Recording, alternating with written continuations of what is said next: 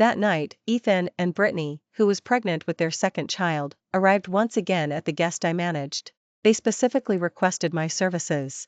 While checking them in, Brittany scoffed. Ethan and I are about to have our second baby, and you still haven't had any movement. Could it be that you're a barren woman? That's just pathetic. To not even enjoy the pleasure of being a woman. How about you push me from behind when Ethan and I get intimate later, so you can feel a little involved? I pretended not to hear, quickly processing their key card. My calm reaction made Ethan visibly uncomfortable. He hesitated to take the key card. I'd lost count of how many times they'd come here to get intimate, and each time, I'd have a furious argument with him. To win him back, I even bought various styles of lingerie online. But he locked me out on the balcony, then called his bodyguard and driver, ordering them to admire my body. Keep acting wanton then. So many people, is that enough for you? Humiliated, I curled into a ball and called Robert. Dad, I want a divorce. I'm going to destroy the Yi family with my own hands. After arranging their room, I called my friend Sarah, a lawyer, to help me sell the guest. Sarah sounded incredibly surprised. Audrey, I'm about to cry. You're finally ready to leave that scoundrel. I think he's just faking it. He remembers everything else but conveniently forgot you. Daniel is still waiting for you, you know. He keeps asking me about you. Before we could talk much longer, the front desk phone rang. Ethan wanted me to come over. The moment I entered the room, Brittany pointed at a few strands of hair on the headboard and started making a scene. What are you good for? You let us stay here without even cleaning. Are you doing this on purpose? I had personally checked the cleanliness of every room. There was no way there could be a problem. I picked up the hair, glanced at her hair color and the indentations on the bed, and knew exactly what was going on. I'll have someone clean it again. But stopped me. You clean it yourself. I don't trust anyone else. If you refuse, don't even think about keeping this guest open. Hearing her threat, I froze, instinctively looking at Ethan, only to see him watching the scene unfold with an amused expression. A chill ran down my spine. By the time I returned with the cleaning supplies, they were already locked in an embrace, kissing passionately. I forced myself not to look, but the sound of their intertwined lips gnawed at me like 1,000 ants. As I passed them, Brittany suddenly stuck out her foot. I wasn't paying attention and stumbled, falling onto Ethan. Before I could react, Ethan's face contorted, and he violently threw me off him. My back slammed hard against the edge of the bed. The intense pain made my vision go black, and I broke out in a cold sweat. Ethan, meanwhile, used a handkerchief to wipe away the spots I had touched, looking at me as if I were a piece of trash. I knew you were acting strange today, so this is what you were planning, you whore. Finish cleaning and get out. I scrambled to my feet, and my mind drifted back to last year. He'd been drunk, and I had changed his clothes for him. The next day, after Brittany found out, he threw me into the walk-in freezer to appease her fury. For 5 whole hours, I nearly died. From then on, even if I touched his things, he would either hit or curse me. Seeing my pale face as I continued to clean, Ethan looked momentarily taken aback. Why are you so quiet today? Before, I never indulged Brittany's provocations. But at that moment, I was utterly disheartened. It's clean now. Mr. Ethan and Mrs. Brittany, is there anything else? If not, I'll leave you two alone. Hearing the way I addressed them, Ethan's pupils contracted, and his expression darkened. Just as he was about to speak, Brittany cut in. Audrey, Ethan and I want to try something exciting. Go buy us some sex toys. AF. All, you have experience with this. Seeing mischievous smile, I suppressed my humiliation and nodded. When saw the assortment of items in my hand, he suddenly became agitated. He ripped off his pants, lifted Brittany's skirt, and stared at me with a provocative gaze. Come on, aren't you eager for this? Get over here with those items. Witnessing that obscene scene, I felt as if I was back in the walk-in freezer, my blood starting to curdle. What are you staring at? Take off your clothes too. Consider it my charity to fill your emptiness, so you won't be acting wanton all day in your lingerie.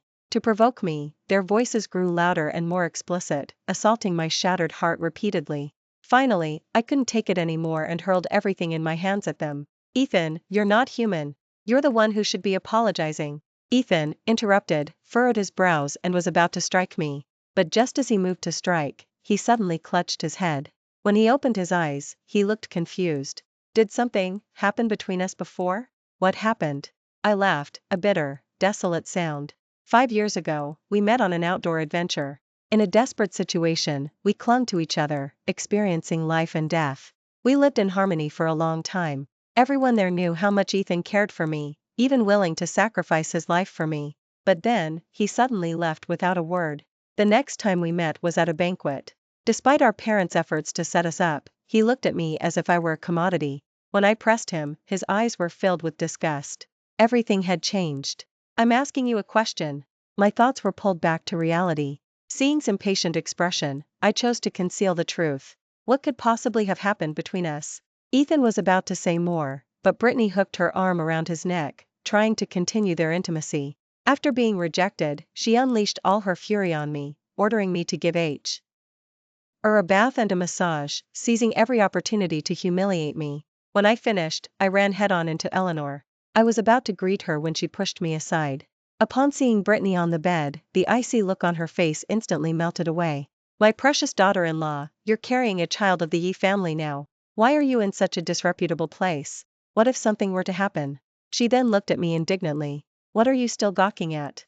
Get over here and stew these health tonics for Brittany. You barren woman taking up space, how could I have been so blind as to choose a good-for-nothing like you?" Eleanor's insults no longer affected me. My heart was as calm as still water.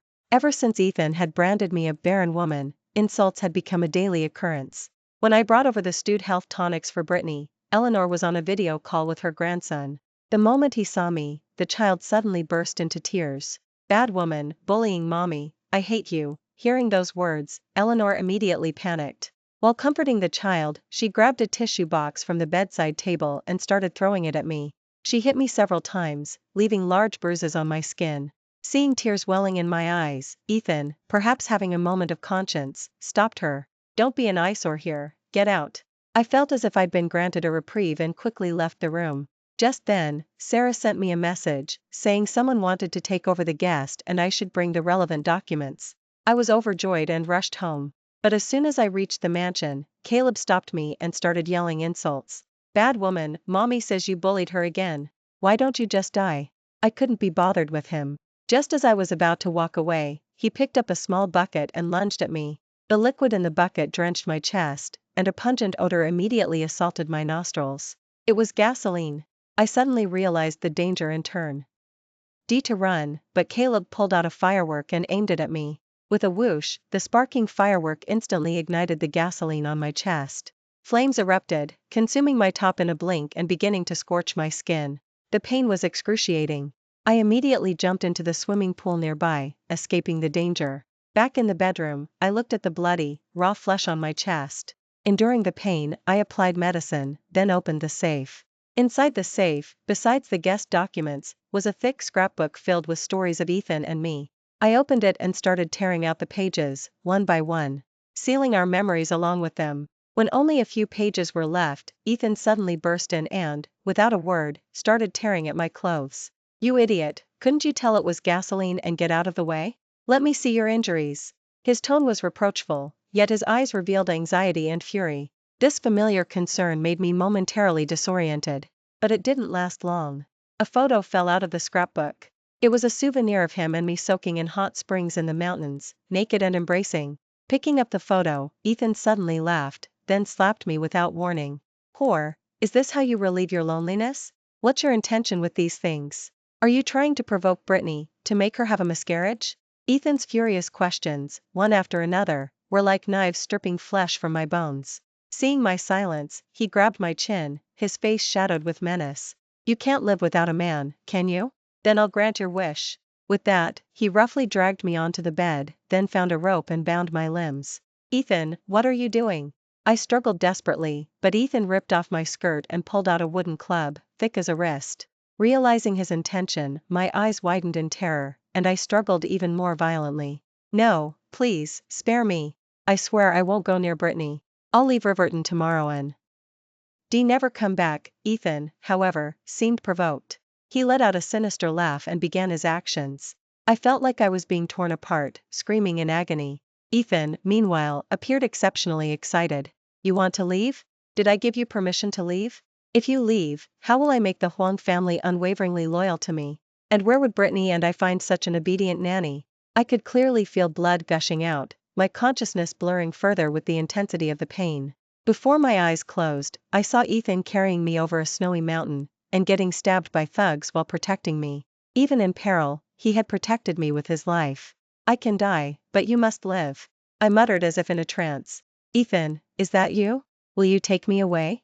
Ethan, hearing that term of address, Ethan was suddenly struck as if by lightning, his mind swirling. He threw away the wooden club and frantically shook me. How do you know that term of address? Who taught you to call me that? Did you know me before? What exactly happened? Tell me. When I regained consciousness, the festering wounds on my body had been bandaged. Ethan sat by the bed, his mood unpredictable. That term of address and my delirious words had appeared countless times in his fragmented memories, but how could it be her? He preferred to believe it was a conspiracy, so he sent Mike to investigate. Noticing I was awake, he reverted to his cold demeanor. You're awake, so stop pretending. I warn you, if it happens again, I'll make sure you're bedridden for life. Play your role as Mrs. Ethan well, and your Huang family can continue to thrive. Otherwise, I didn't take his threat to heart. After today, I would return to the Huang family, and we would have no further connection. Unfortunately, someone always managed to thwart my plans. Brittany soon called, her voice mournful. Ethan, our baby is gone. Why did Audrey add something to my health tonics? My baby, Ethan was alarmed by the news. He dragged me and rushed to the guest. The moment he pushed open the door, Brittany reacted as if she'd seen an enemy, grabbing whatever was nearby and throwing it at me, all while screaming. Why? Why would you hurt my baby, you cruel woman? Give me back my baby. My eyebrow was gashed open, instantly gushing blood, but Ethan's gaze remained sharp as a knife. Tell me, did you do it? I hastily waved my hands. It wasn't me. It has surveillance cameras, you can check. Before I could finish, the door was violently kicked open, and a guest employee was dragged in by her hair and thrown to the ground. If you don't want to go to jail, then spill what you know. The employee glanced at me, then said tremblingly. It was the boss who made me do it. She was jealous that Mrs. Brittany had a child and had captured Mr. Ethan's love, so she told me to add abortion pills to the health tonics. I wanted to refuse, but the boss threatened my job. I was forced. Please spare me. The employee kowtowed repeatedly, each thud like a heavy hammer blow that left me reeling. Just as I was about to question her, a pair of large hands abruptly clamped around my neck. I met Ethan's bloodshot eyes, which were filled with murderous intent. How could you be so heartless as to harm a child? Just as my eyes rolled back and I was on the verge of suffocating, Ethan dropped me. For killing my child, you will atone for it your entire life. I vaguely heard those words. The next second, I was hoisted up, my mouth pried open, and a bitter liquid was poured down my throat, accompanied by Ethan's venomous words. You made Brittany miscarry, so you'll never get pregnant in this lifetime. I suddenly realized what was happening and struggled like mad, but it was futile. The onlookers showed no pity, only hurled curses and cheers. I don't know how many doses I took, but my lower abdomen felt as if it were being sliced 1,000 times. I retched on the ground, but only blew. D came up. Tie her to the guest gate so passers-by can see her malicious heart. That night, as I began to hallucinate, a man embraced me, his eyes burning with fury. Audrey, don't worry, I'll make the entire Yi family pay. The next day, Ethan, who was looking after Brittany at the hospital, received a call from Mike. Mr. Ethan, the place from your dreams really exists. I found your wedding photos here. The bride is Ms. Audrey. What? Ethan slumped into the chair with a thud, his breathing turning ragged. How could it be her? Are you sure it's not photoshopped? Absolutely certain. Mike said, then sent dozens of photos. In the photos, they strolled through snowy mountains, kissed deeply under the sunset, drank together by a bonfire. The last one was a picture of their wedding in the local town. Their gazes, full of warmth, radiated happiness. Impossible. How could this be? As he flipped through the photos again and again, Ethan was suddenly seized by a splitting headache and began to roar. Suddenly, he remembered something and hastily urged. Quick! Go to the guest and bring Audrey here. I have some questions to ask her face to face. Mike stammered, then finally said, Mr. Ethan, Ms. Audrey is gone. Ethan was shocked. After shouting in frustration, he felt certain someone had secretly released me and immediately drove to the guest. When he got out of the car, he only saw ropes scattered everywhere. Entering the backyard, he found a bustling crowd, holding various objects, smashing things frantically, and recording it all on their phones. Look, folks, this is the Black Widow's lair. Today, the streamer, derogatory, is taking it down for good. She wouldn't even spare a pregnant woman, she has a truly malicious heart. But I heard Mr. Ethan forced her to take several doses of abortion pills, so she probably won't be able to have children in her next life. Serves her right." Hearing these curses, Ethan's face grew increasingly grim. He picked up the garden hose and sprayed it at the crowd. After chasing everyone away, he entered the shattered guest, searching room by room for any trace of me. But there was no sign of me, and even my belongings had vanished. He sank despondently onto the sofa, his heart aching. Only at this moment was he willing to face reality. His constant restraint was simply because he didn't want me to leave his side. His endless torment was merely to conceal his restless heartbeat.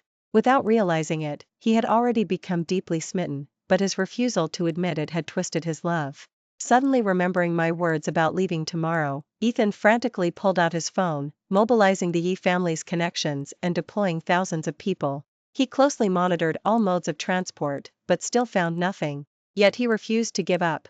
Even when Robert called, asking if he'd gone mad, he acted as if he hadn't heard. After several days, Ethan finally answered Brittany's call.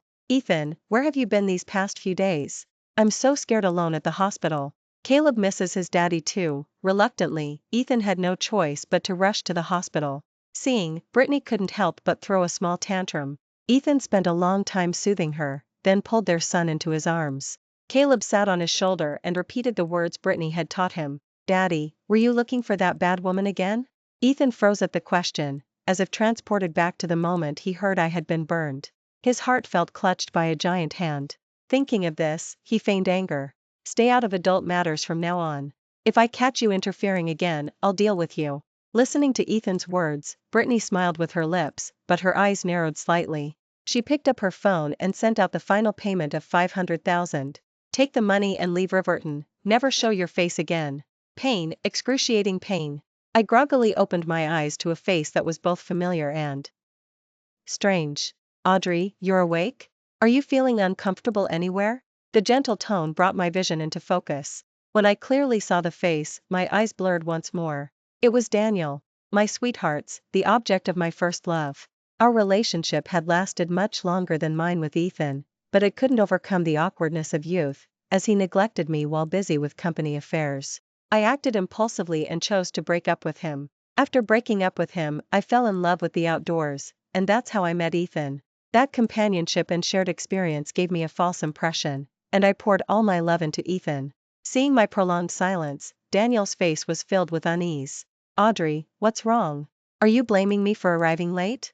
"I'm sorry, I didn't know you were going through such torment. If I had understood sooner, I would never have allowed you to marry him," I smiled. After years apart, he was still as gentle as ever. "I'm fine." Daniel immediately breathed a sigh of relief. He instinctively took my hand, and when I didn't pull away, his joy was impossible to hide. A few minutes later, Robert pushed open the door and walked in. Seeing me awake, his eyes welled up. "My dear, thank goodness you're awake. If anything had happened to you, I would never have forgiven that beast. I wouldn't even lay a hand on you. How dare he? Does he really think my Huang family is afraid of him? At worst, we'll both suffer great losses." Ethan always believed that our Huang family was weak and needed to rely on the Yi family, but what he didn't know was that our true foundation was in the north. The reason the Yi family's business was able to establish a foothold in the north was all thanks to Robert's behind-the-scenes work. Just as I was about to say something, a familiar voice suddenly came from the TV. "She poisoned my health tonics and killed my 6-month-old child. Should such a vicious person be allowed to continue harming others? I and society? I hope everyone can give me justice and not let a mother's heart grow cold." Watching crying hysterically on the news report, I let out a cold snort. To gain favor, she was willing to abort her own child. Whose heart was truly malicious? I would definitely expose her true face and make her pay the price she deserved. "Dad, there are some things I want to handle myself." For half a month, I recuperated at home. Ethan searched every corner of Riverton, but found no trace of me. A strong sense of emptiness and unease swept over him. He finally couldn't bear it anymore and went alone to the town from his memories. As soon as he arrived in Harmony, many people recognized him and excitedly greeted him. He awkwardly responded. Suddenly, a car stopped in front of him, and a dark-skinned woman got out, excitedly hugging him. "Ethan, why didn't you tell me you were coming here? Where's Audrey? Why isn't she with you? You and Audrey promised to come here every year. I thought you'd forgotten. You're married, right? Have you had kids yet? Show me what they look like." Faced with Maria's enthusiasm, Ethan was a little overwhelmed and tentatively asked, "Weren't I very close?" Maria patted him, a little curious. "What are you talking about?" "More than close, you two were inseparable. Everyone in Harmony envied you. The square display still features you two on the cover." With that, she pulled Ethan and ran forward, stopping in front of a town square display. On the giant cover, there he was, embracing and kissing me. The date marked below was exactly 5 years ago. This cover was identical to the one he had personally torn up. It was ironic that he had thought I fabricated it and had cruelly abused me for it. At this thought, Ethan seemed to be provoked and began violently hitting his own head. Maria was startled by his reaction and quickly helped him sit down. Once he calmed down, Maria said worriedly, "Ethan, are you possessed? I'll take you to the tribal SH. I'm on to have a look." Ethan abruptly sat up, grabbing her arm, his eyes pleading. "Please, take me. Take me now. I'll pay any amount." Maria agreed and drove him to the shaman's home. Along the way, Brittany kept calling, but Ethan hung up each time. Finally, seeing a message about his child, he quickly answered the phone. "Husband, where have you been? I couldn't find you at home or the office. I just had a miscarriage, can't you spend more time with me?" Hearing the cloying voice, Maria's expression suddenly changed. After hung up, she immediately pulled the car over and asked coldly, "Ethan, that wasn't Audrey just now. Are you cheating?" Ethan stammered, unsure how to explain. Seeing him like this, Maria instantly transformed. "You despicable man, how could you betray Audrey? When you were bitten by a poisonous snake, she carried you out of the mountains. Have you forgotten all that? Harmony doesn't welcome people like you. Leave." Ethan panicked and quickly tried to explain. "Maria, you've misunderstood. I had an accident and lost all my memories of Audrey. I came here specifically to regain them, you have to help me." Maria scoffed. "You have a family now. If you get your memories back, how are you going to treat Audrey?" Ethan was stumped by the question. After a long pause, he said, "I will do everything in my power to make it up to her." Maria's merciless kick was his answer. "Get lost, you scumbag." Kicked out of the car, Ethan asked around until he finally found Maria's home. To earn Maria's forgiveness, he tried every possible method, eventually even kneeling directly in front of her door. He knelt there for 2 days. Finally, under the scorching heat, he fainted. When he woke up again, Maria sighed. "Since you have a new life, why not let each other go?" Ethan was weak, but his eyes held firm resolve. "Because I love her, and I need my complete memories back. She waited for me for 5 years, I believe she'll keep waiting." Guided by Maria, Ethan found the shaman. As the ritual proceeded, Ethan suddenly began to cry and laugh, repeatedly hitting himself. He remembered everything. His unannounced departure had originally been to prepare a grand wedding for me. Unexpectedly, during the preparations, he was hit on the head by a heavy object, causing selective amnesia. Thinking of all he had done to me over the years, Ethan burst into tears. "I'm not human. Audrey, how could I have treated you this way? You waited for me for 5 years, and I hurt you for 5 years. I really want to kill myself." I had no idea that Ethan had regained his memories. At that moment, I was alone at the police station. As the widely discussed person in the current uproar, the police assumed I had come to surrender, but I gave them a different surprise. "I want to accuse Brittany of malicious defamation and slander. And I accuse Ethan of long-term domestic violence and attempted murder." The police officers exchanged bewildered glances. "Accusations require evidence. Filing a false report is also illegal, do you know that?" I nodded. "The is at the guest. I can go with you to collect it." We arrived at the guest. The former popular spot for influencers had now become a crime scene. Enraged netizens had smashed it to pieces, and even after half a month, many people still lingered by the entrance. When they saw me step out of the police car, some sharp-eyed individuals immediately recognized me and excitedly shouted, "Sisters, that venomous woman has appeared. The police are here, so it looks like the evidence is conclusive. For a beast that harms life, even the death penalty isn't too much." Under the furious public sentiment, more and more curious onlookers gathered. Seeing this, the police quickly pulled me into the guest and locked the front door. I hadn't lied to Ethan back then. I really had installed a surveillance camera in the kitchen, hidden inside a toy figurine.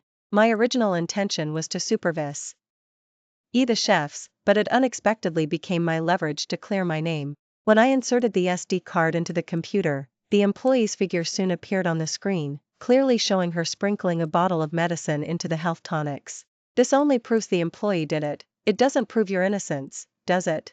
And you're saying Brittany conspired with the employee to frame you with a miscarriage? That seems like an excessively high price to pay.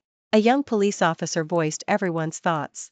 I nodded, then led a few officers to retrieve the SD cards from other surveillance cameras within the guest. Finally, in a corner of the backyard, they captured a fleeting glimpse of Brittany and the employee, along with a snippet of their conversation. You're not joking, are you? You really want me to put medicine in your health tonics? What are you afraid of? As long as you insist Audrey made you do it, there'll be no way to disprove it. Then she'll go to jail, and you can take your million and leave Riverton. Everyone wins. But, stall any longer and give me back the money, I'll find someone else. The truth was revealed. Even the police, seasoned by many cases, couldn't help but marvel at Brittany's viciousness. Out of jealousy, her 6-month-old child became a mere tool for sacrifice. The station quickly issued a statement, proving my innocence. Seeing that they had been fooled, the curious onlookers immediately redirected their doubled fury onto Brittany. Unfortunately, before Brittany could suffer the full brunt of cyberbullying, she was already apprehended by the police and taken back to the police station. Ethan, who had returned upon hearing the news, felt his hatred for Brittany reach its peak after learning the truth. He even slapped her twice right there in the police station. Killing your own flesh and blood, framing Audrey, you're worse than an animal, damn it. You almost ruined our family. I wish I could kill you. Brittany, crying and trembling from the blows, clung to Ethan's leg, begging. Ethan, I was wrong, please forgive me. I can apologize to Audrey. I only did such a foolish thing because I loved you too much. I don't want to go to jail, please save me. Caleb can't be without his mommy. Hearing mention Caleb, Ethan grew even more furious and pointed at her nose, cursing. You beast, you don't deserve to be a mother. Not only will I make sure you go to jail, but I'll also ensure you get a harsher sentence. Repent properly in prison, and atone for the child and for Audrey. With that, Ethan left the police station without a backward glance and drove to my house. It wouldn't let him in, so he shouted from downstairs. Audrey, my wife, I remember everything. I've wronged you all these years. I will spend the rest of my life making it up to you. I promised you a grand wedding. Can we do it right away? I watched Ethan's performance from the second floor, feeling nothing but ridicule and hatred. Any lingering love I had for him had completely withered away the moment he brutalized me and tied me to the guest gate. That memory was sweet, but even more, it was poison. I called Sarah and asked her to hand over the evidence I had collected over the past 2 years to the police. Soon after, Ethan was also arrested. Perhaps it was a pang of conscience. Not only did he fully confess to his actions, but he also refused Robert's intervention, insisting on serving his prison sentence. On the day of the trial, Ethan shouted to me from the defendant's stand. Audrey, wait for me. When I get out, I'll make it up to you. I didn't pay any attention to Ethan's words, because he wouldn't get that chance. A few months later, under the joint efforts of the Huang and Qin families, the Yi family declared bankruptcy. This time, Daniel didn't choose the company, he firmly chose me. Thank you for watching today's story. If you enjoyed this video, please like it and share it with your friends. We look forward to hearing your thoughts in the comments, so feel free to share your opinions. Don't forget to subscribe to our channel for more exciting stories. See you next time.